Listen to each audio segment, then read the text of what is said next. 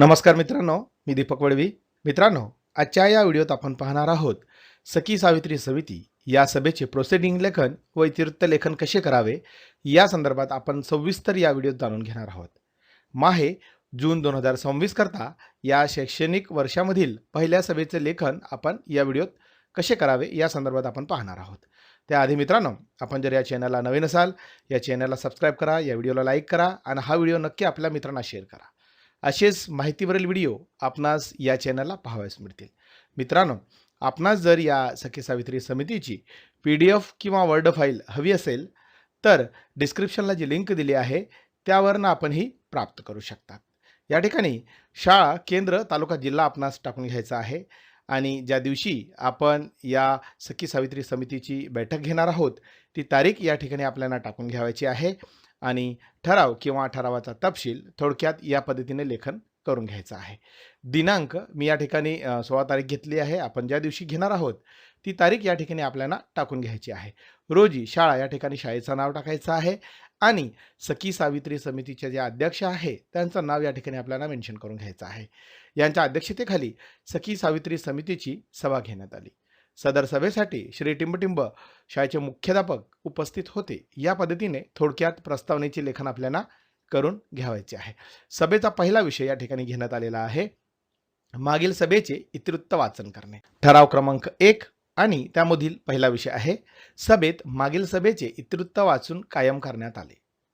2 नंबरचा विषय या ठिकाणी घेण्यात आलेला आहे सखी सावित्री समितीचे पुनर्गठन सुनिश्चित करणे. फार महत्त्वाचा असा हा विषय आहे जून महिन्यामधला 2 नंबरचा.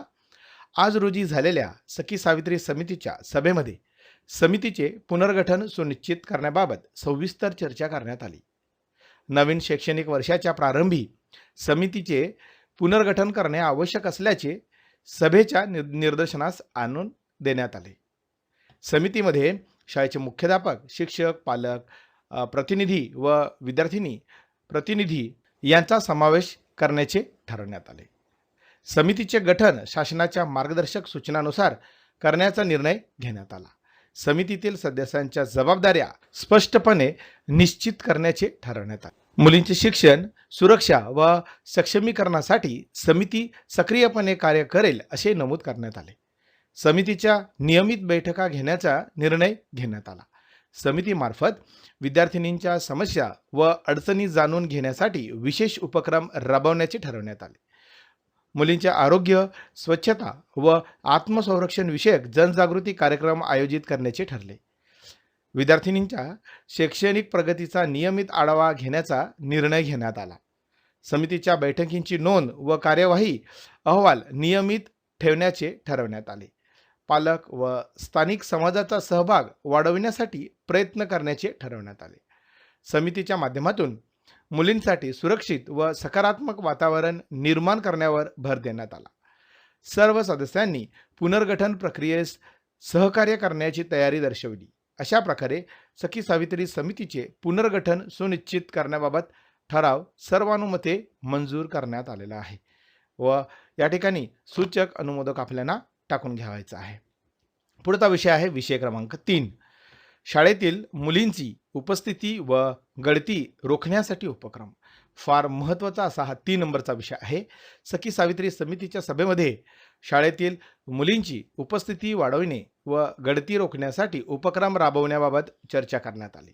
शाळेत नियमित उपस्थित नसलेल्या मुलींची यादी तयार करण्याचे ठरवण्यात आले. अनुपस्थित विद्यार्थिनींच्या पालकांशी संपर्क साधून उपस्थितीबाबत जागृती करण्याचा निर्णय घेण्यात आलेला आहे. शाळाबाह्य व शिक्षणापासून वंचित मुलींना पुन्हा शाळेच्या प्रवाहात आणण्यासाठी विशेष प्रयत्न करण्याचे ठरवण्यात आले. मुलींच्या शिक्षणाचे महत्त्व पटवून देण्यासाठी जनजागृती कार्यक्रम आयोजित करण्याचे ठरले. गरजू विद्यार्थिनींना शासकीय योजना व शैक्षणिक सुविधांची माहिती देण्याचा निर्णय घेण्यात आला. विद्यार्थिनींसाठी सुरक्षित व अनुकूल शालेय वातावरण निर्माण करण्यावर भर देण्यात आला. शिक्षकांनी नियमित उपस्थितीचा आढावा घेऊन आवश्यक मार्गदर्शन करण्याचे ठरवण्यात आले. मुलींच्या शैक्षणिक अडचणी जाणून घेऊन त्यावर योग्य उपाययोजना करण्याचे ठरले.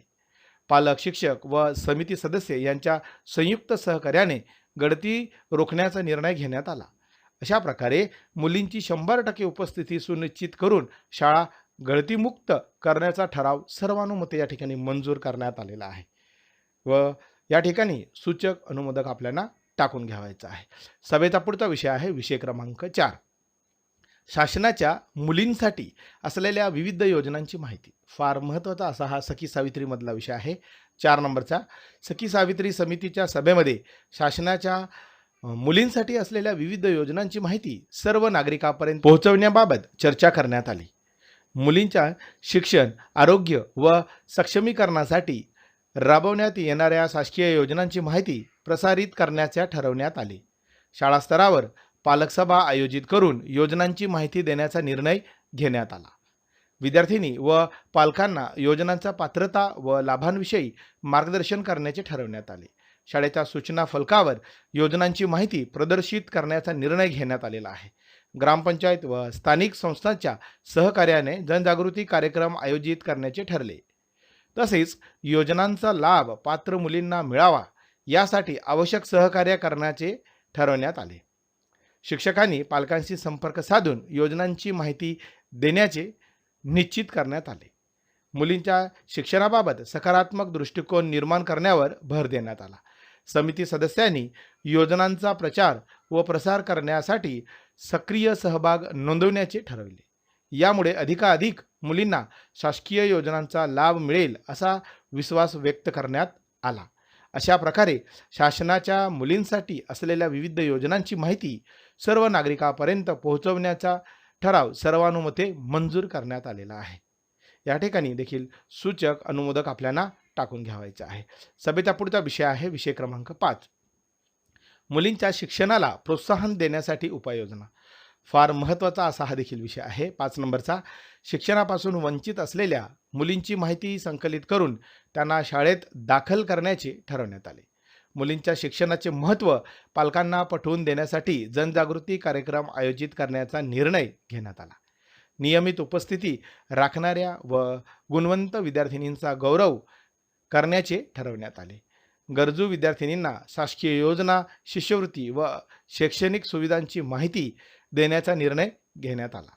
शाळेत मुलींसाठी सुरक्षित, स्वच्छ व अनुकूल वातावरण उपलब्ध करून देण्यावर भर देण्यात आला. विद्यार्थिनींच्या शैक्षणिक अडचणी जाणून घेऊन त्यावर योग्य मार्गदर्शन करण्याचे ठरवण्यात आले. पालक, शिक्षक व समिती सदस्य यांच्या सहकार्याने मुलींच्या शिक्षणाला चालना देण्याचे निश्चित करण्यात आले. मुलींचा आत्मविश्वास व नेतृत्व गुण वाढवण्यासाठी विविध उपक्रम राबवण्याचे ठरवण्यात आले. शाळा गळती रोखण्यासाठी विशेष प्रयत्न करण्याचा निर्णय घेण्यात आला.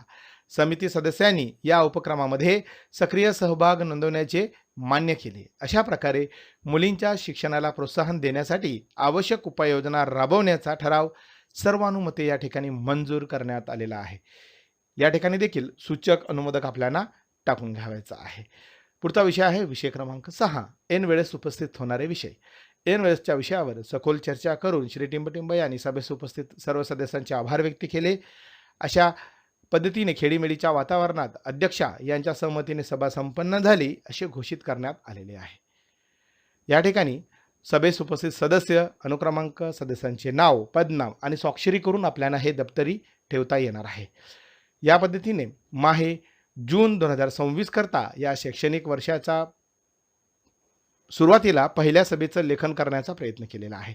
आपणास हा व्हिडिओ आवडला असेल लाईक करा, शेअर करा, सबस्क्राईब करायला विसरू नका. धन्यवाद.